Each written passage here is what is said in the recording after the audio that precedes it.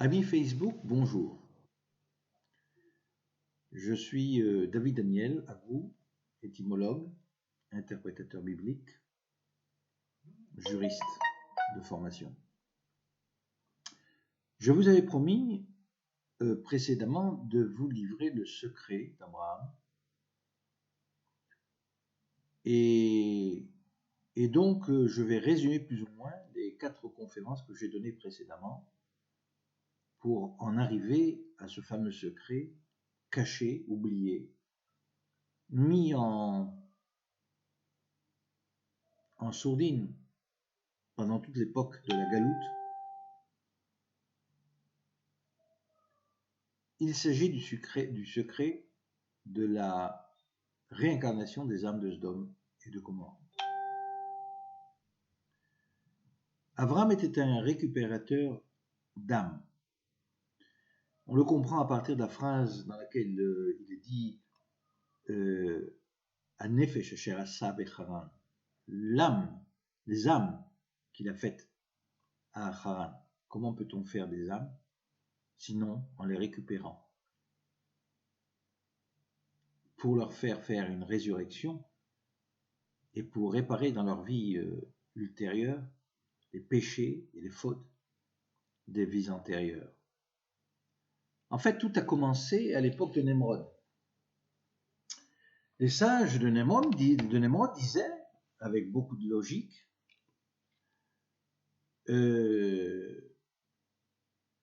10 générations se sont passées depuis la création de l'homme et jusqu'au Maboul, jusqu'au déluge. Et 10 générations se sont passées entre le déluge et la génération de Nemrod et d'Abraham. Et donc, nous attendons un nouveau déluge. Dieu détruit le monde tous les 10 générations. Et donc, Nemrod avait donné l'ordre de construire une tour, une ziggourate, une Migdal Bavel, la tour de Babel. C'est ainsi qu'on la dénomme. Abraham, lui, était un monothéiste, formé à l'école de Shem et de Héber, enfant de Noé. Et donc, il parlait à Dieu. Il priait Dieu, debout, dans les grands pâturages de la vallée qui borde le fleuve du Prat, de l'Euphrate. Il priait Dieu et posait la question de savoir pourquoi Dieu détruisait sa création. Pas logique. Pourquoi détruire la création qu'il avait lui-même créée? Était-elle si imparfaite? La création de Dieu était imparfaite qu'il fallut comme ça la détruire plusieurs fois? Les sages disent, que le monde a été détruit 5 fois. Et il demandait à Dieu pourquoi ne pas reproduire les âmes dans de nouvelles circonstances, de nouvelles vies, pour leur permettre de faire les réparations qui avaient marqué les réparations des défauts qui avaient marqué leur gène et leur ADN dans leur vie précédente. Il se basait pour cela sur une phrase très connue dans la Bible, dans la Torah, plus particulièrement dans la Genèse, qui dit que la mère prononce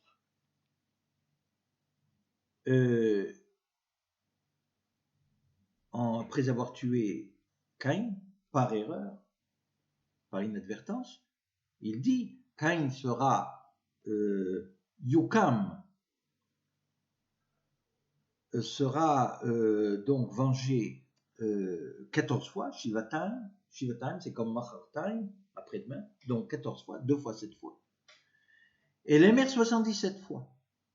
Alors on peut se poser la question de savoir ce qu'est le terme Yukam. En tant qu'étymologue, je sais très bien qu'il y a plusieurs significations à ce terme, parce qu'il peut venir de Nekama, c'est-à-dire vengeance, et c'est apparemment la signification simpliste du terme. La signification cachée, c'est autre chose. Yukam peut venir aussi de la Kum, de Tkuma, c'est-à-dire de résurrection.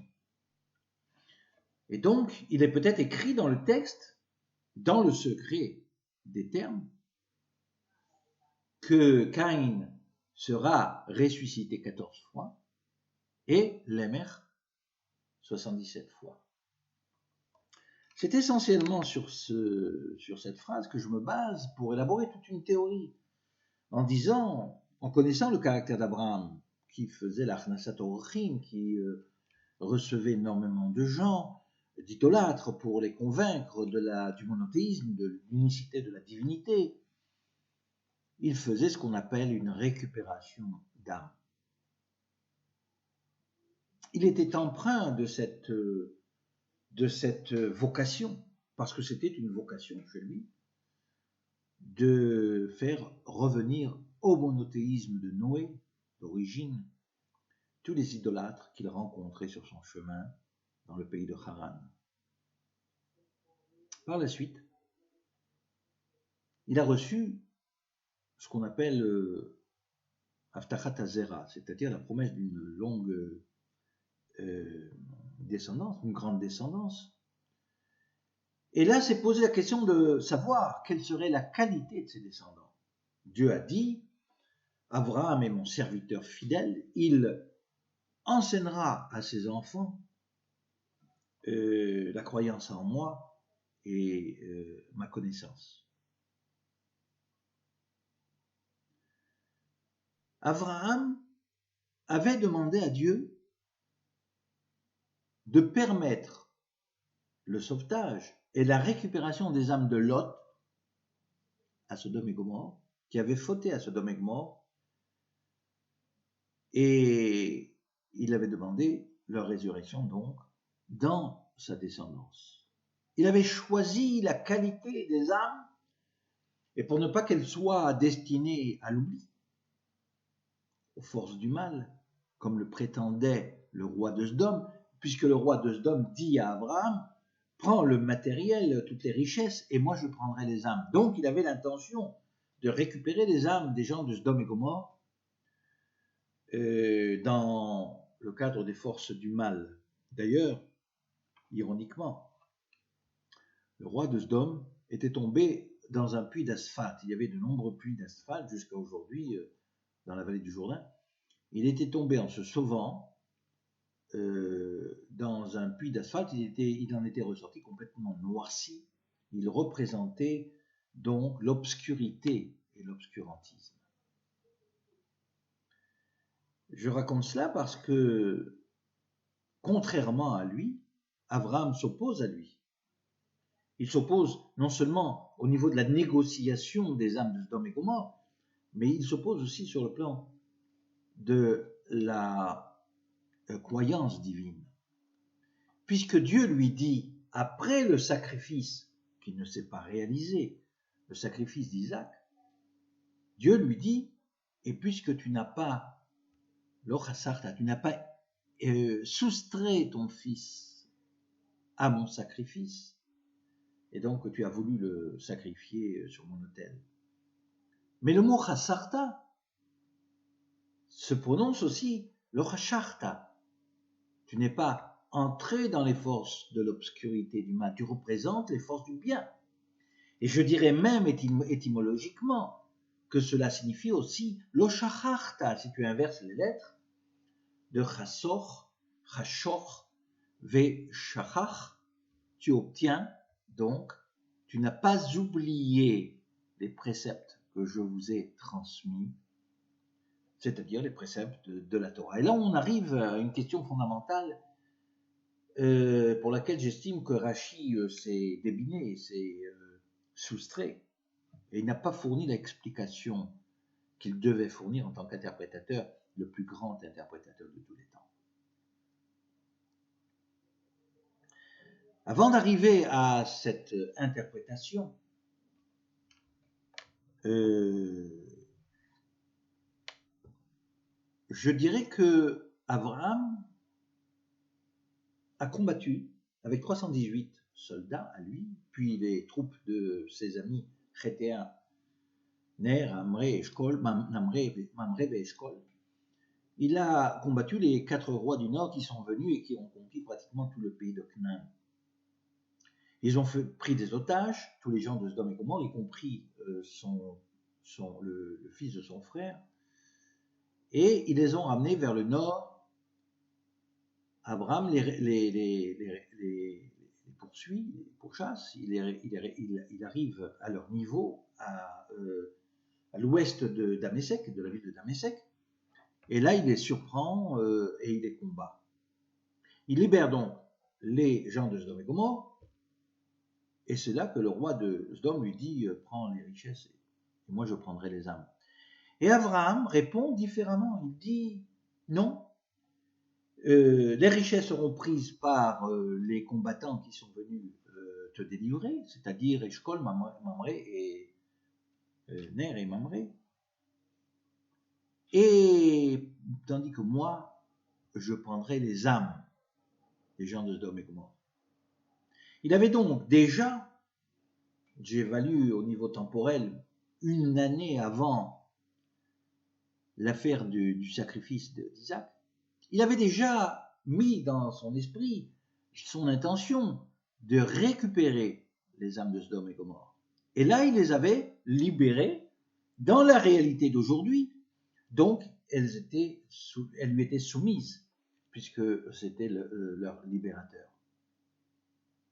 Et il dit, Dieu connaît Shamem Baaretz, propriétaire de toute la terre, c'est lui qui décidera, c'est à lui qu'appartiennent les âmes de Sodome et Gomorrhe, les gens de Sodome et Gomorrhe.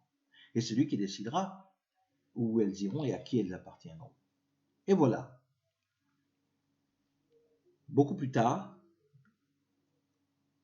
Abraham, à 100 ans, fait une circoncision à toute sa tribu.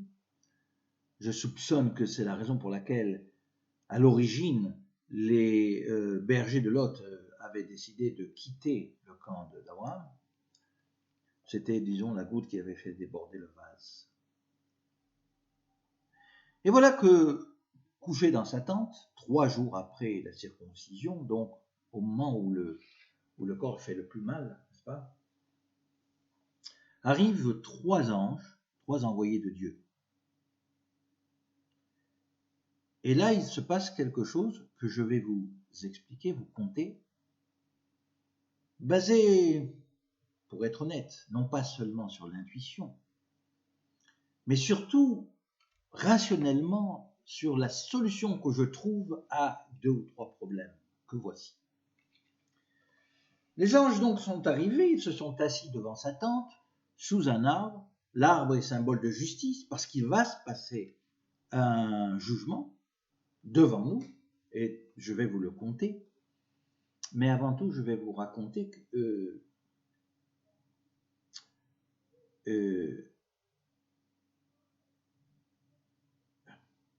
j'ai perdu le fil de l'histoire. Les 3 anges donc arrivent, et puis il y en a un qui dit ta femme, où est Sarah? Dans la tente, ta femme est enceinte, etc. Elle attend un enfant, l'année prochaine elle accouchera. L'autre dit, je suis venu détruire les villes de Sodome et Gomorrhe, c'est ma mission. Et le troisième dit, je suis venu, grâce à Dieu, sauver le fils de ton frère, Lot. Rachi, sur ce point, esquive le problème et dit que la Torah n'obligeait pas à cette époque Abraham ou ses descendants. Et pourtant, la Torah Baal-Pé engageait les monothéistes de cette époque. J'affirme avec certitude qu'Abraham, sachant faire la circoncision de toute sa tribu, savait certainement qu'il était interdit de mélanger les viandes. L'autre Evachel Gdi Bechelev Imo, il est écrit, tu ne cuisineras pas l'agneau dans les graisses, je dirais, non pas le lait, les graisses de sa mère. Et donc, voici une contradiction. On voit le patriarche, le père du monothéisme, et bien entendu du judaïsme, mélanger et porter du lait et de la viande aux 3 envoyés de Dieu, une anomalie, une incompréhension qu'il faut résoudre et que nous allons résoudre.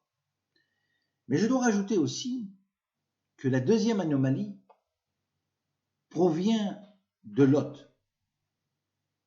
Comment se peut-il que dans la négociation qui va se dérouler devant nous, entre Dieu et son serviteur Abraham, le patriarche, comment se fait-il qu'Abraham se voit refuser le sauvetage des villes de Sodome et Gomorrhe, qu'il la réclame apparemment dans le texte? Il se voit refuser donc le sauvetage des âmes, des gens de Sodome et Gomorrhe dans la réalité d'aujourd'hui, alors que Lot, lui, par une simple et courte supplication, obtient le sauvetage de la ville de Béla, qui s'appelait Lécha, qui devient ensuite Zoar. Alors qu'il n'est que le simple élève, révolté, insoumis d'Abraham, le maître.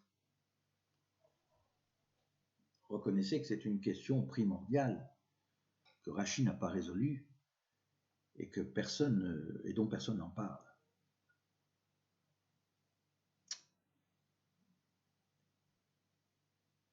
Et voilà que les anges, donc, sont à ses pieds.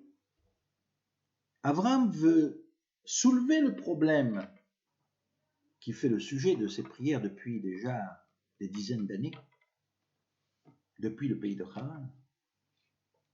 Il veut soulever le problème de savoir pourquoi Dieu, au lieu de détruire les villes de Sodome et Gomorrhe, ne permettrait-il pas la résurrection des âmes de Sodome et Gomorrhe dans des vies ultérieures pour réparer les défauts de leur vie antérieure. Il veut donc récupérer ces âmes et les réparer. Il s'engage à perpétuer l'enseignement de la divinité monothéiste, donc du monothéisme, à ses descendants. Et voilà que Abraham, selon ma théorie, pose devant l'ange qui est venu annoncer la naissance d'Isaac, il pose donc du lait. Le lait est le symbole de la naissance, de la primauté de la vie. Il sait très bien que l'ange n'a pas les besoins qu'ont les hommes de manger, mais il le fait symboliquement. Et vous allez savoir pourquoi. Et devant l'ange de la mort, il pose donc la viande, qui est le symbole de la shrita, de l'abattage, de la mort. Et donc, il n'y a pas de mélange. Chaque ange reçoit selon sa mission. Et le troisième ange, celui qui vient récupérer Lot, qui vient sauver Lot, il lui pose l'echem chesed, les ougot, les gâteaux, le pain, qui était à l'époque, à la veille de Pessah, bien entendu, des matzot. Nous avons apparemment résolu le problème de l'interdiction de mélanger le lait et la viande, mais pourquoi fait-il cela? À mon avis, Abraham dit aux anges, de la même manière que j'ai su séparer la vie de la mort, comment vous allez exécuter un ordre divin illégal, illégitime, et vous allez tuer aussi bien des impies que des tzadikim, que des justes. Alors à quoi sert-il d'être juste si le destin des justes est celui des méchants? Il leur dit donc, votre mission est illégale, illégitime, et vous n'avez pas le droit de l'exécuter. C'est bien osé comme interprétation, reconnaissez-le. Mais je me base aussi sur un terme, sur le plan étymologique, un terme qui reflète une signification cachée qui vient de la racine shekef, shin, kuf, pei. Lorsque les anges observent il est écrit qu'avec Abraham, ils observent les villes de Sodome et Gomorrhe à partir de la colline qui se trouve au-dessus de la vallée du Jourdain. Il est écrit Vayashkifu. Le terme Shekef, la racine du terme Shekef, est exactement l'image que vous avez lorsque vous entrez dans un ascenseur avec 2 glaces de chaque côté de votre visage, et vous voyez de manière illimitée à l'infini dans les glaces. C'est exactement cela le Shekef, c'est-à-dire la possibilité de voir une image répercutée dans d'autres mondes, dans d'autres réalités. Effectivement, les anges qui ont été piégés par Abraham ne savent pas comment faire pour continuer leur mission et l'exécuter. Donc ils observent les villes, mais pas dans ce monde-ci. Ils observent le sort des villes dans les mondes du dessus, le monde surtout de la Yetzira, le monde dans lequel ces villes ont été créées. Vont-elles être détruites ou pas? Est-ce qu'Abraham a raison lorsqu'il dit que l'ordre est illégitime? Et comment donc l'exécuter? En fait, les anges en appellent à Dieu. Et Dieu descend sur terre dans une réalité qui se trouve au-dessus de notre monde, bien entendu, non pas le monde de la Asiya, le monde de la fabrication, de l'action, le monde dans lequel nous sommes. Mais j'estime peut-être plutôt dans le monde des Yetzarim, des instincts, qui est un monde au-dessus du nôtre. Abraham se trouve dans un état d'âme extrêmement spirituel. Il a osé provoquer Dieu et le faire descendre donc sur terre pour se justifier. Tout juge doit être capable de se justifier, et une décision de justice sans justification est frappée d'illégalité. On voit bien que Dieu descend sur terre de manière inopinée, sans avoir été annoncé comme il se doit pour un roi, et certainement pas pour le roi des rois. Il apparaît de nulle part, il se dit: comment vais-je cacher à Abraham? Il se justifie en fait. Comment vais-je cacher à Abraham ce que je vais faire à Sodome et à moi?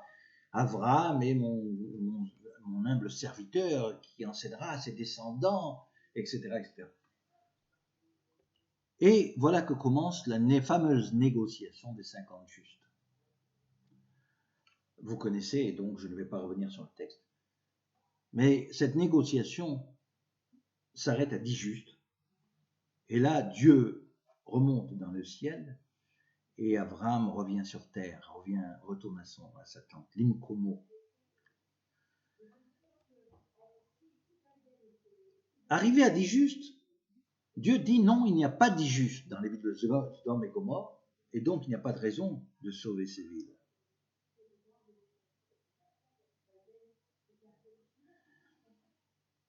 J'estime que la négociation, de manière cachée, a continué jusqu'à un seul juste. J'estime qu'Abraham n'a pas léché le morceau, il n'a pas renoncé à sauver les âmes de Sodome et Gomorrhe.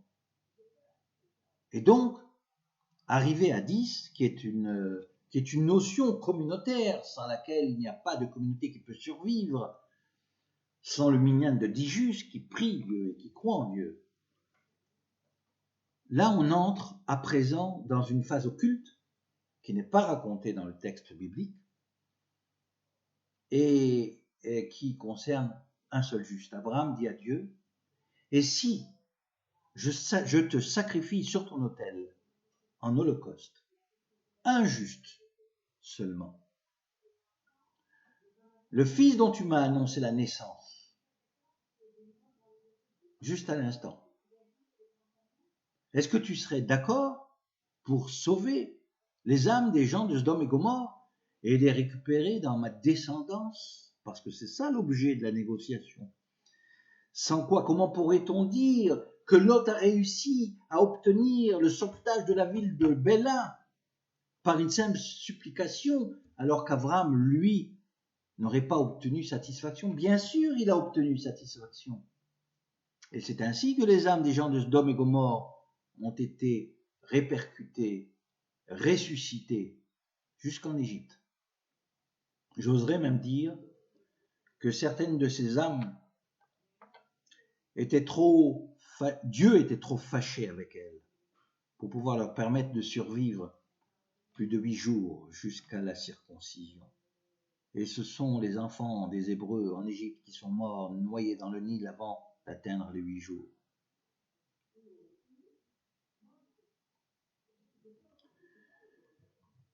Mais encore, dans une prochaine conférence, lorsque nous atteindrons la partie de la paracha qui concerne Jacob et les moutons de Jacob, je vous raconterai la phase intermédiaire entre l'Égypte et Sodome et Gomorrhe. Voilà donc le secret d'Abraham que je vous ai expliqué et raconté en me basant sur une interprétation étymologique du texte dont je vous ai parlé, qui figure d'ailleurs dans mes différents livres. On trouve ça dans Abraham l'Hébreu, ministre de Dieu, ou bien dans le livre de Tzofnat Panar, qui est un livre beaucoup plus épais, 400 pages, et plus complexe. Et le récit de ce qui s'est passé avec les âmes de Sodome et Gomorrhe ultérieurement à l'époque de Jacob, je vous le conterai par la suite, il figure dans mon livre Les moutons de Jacob. Vous pouvez obtenir donc ces 3 livres soit par téléphone au 052 4 29 29 25 ou bien sur mon site www.édition-tamar, édition au pluriel, en un seul mot, édition-tamar.com. Je vous remercie et je vous souhaite une bonne soirée.